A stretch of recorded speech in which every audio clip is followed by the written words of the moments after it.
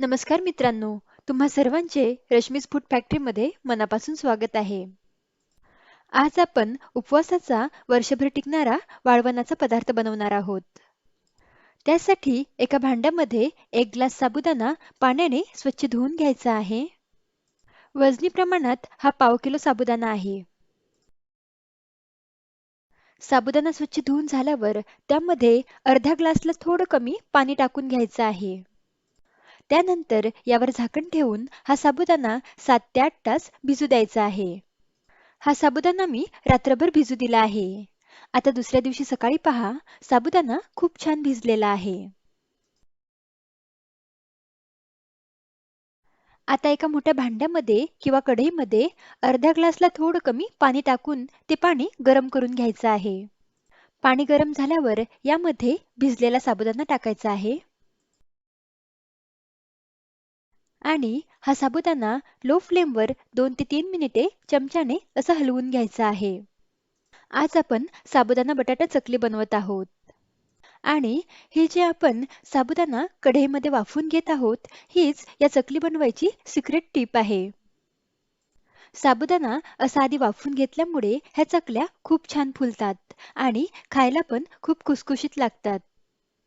तर मग तुम्ही पण माझ्या या पद्धतीने ह्या साबुदाणा बटाटा चकली नक्की बनवून पहा. यावर आता झाकण ठेवूयात आणि 2 मिनिटे लो फ्लेमवर हा साबुदाणा वाफवून घेऊयात. 2 मिनिटांनंतर झाकण काढून हा साबुदाणा व्यवस्थित परतवून घेऊयात. आणि परतवून झाल्यावर लो फ्लेमवर यावर आणखी 2 मिनिटे झाकण ठेवायचं आहे. आता 2 मिनिटांनंतर गॅस बंद करूयात. तुम्ही बघू शकता हा साबुदाणा मस्त ट्रान्सपरंट झालेला आहे. हा साबुदाणा आता थंड करून घेऊयात. तर इथे मी अर्धा किलो बटाटे उकडून त्याची साल काढून घेतले आहेत.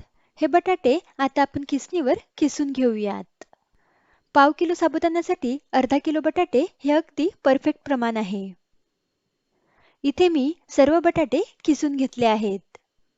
हा साबुदाणा आता थोडा थंड झालेला आहे. हा साबुदाणा ह्या खिसलेल्या बटाट्यामध्ये टाकूयात.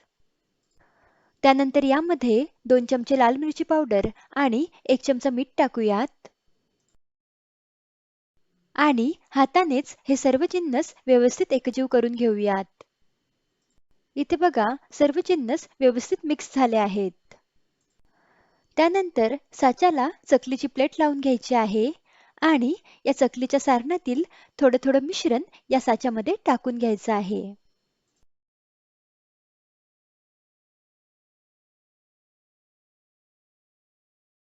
आता प्लास्टिक पॉलिथिनवर मी व्हिडिओमध्ये दाखवित आहे त्या पद्धतीने ह्या चकल्या आपल्याला टाकून घ्यायच्या आहेत.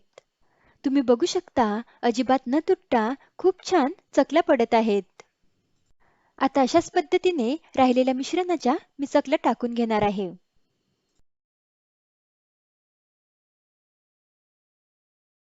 इथे मी सर्व चकल्या पाडून घेतल्या आहेत. ह्या चकल्या आता कडक उन्हामध्ये 2 दिवस आपल्याला वाळवून घ्यायच्या आहेत.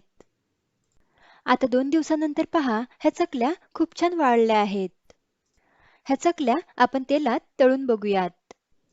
तेल गरम झाल्यावर त्यामध्ये चकली टाकूयात आणि गॅसची फ्लेम लो करून ही चकली व्यवस्थित तळून घेऊयात. तुम्ही बघू शकता चकली खूप छान फुलत आहे. त्यामधला साबुदाणा मस्त फुलत आहे. तर मग तुम्ही पण माझ्या ह्या पद्धतीने ह्या साबुदाणा बटाटा चकल्या नक्की बनवून पहा. लवकरच भेटूयात अशाच एका रुचकर रेसिपीसोबत. धन्यवाद.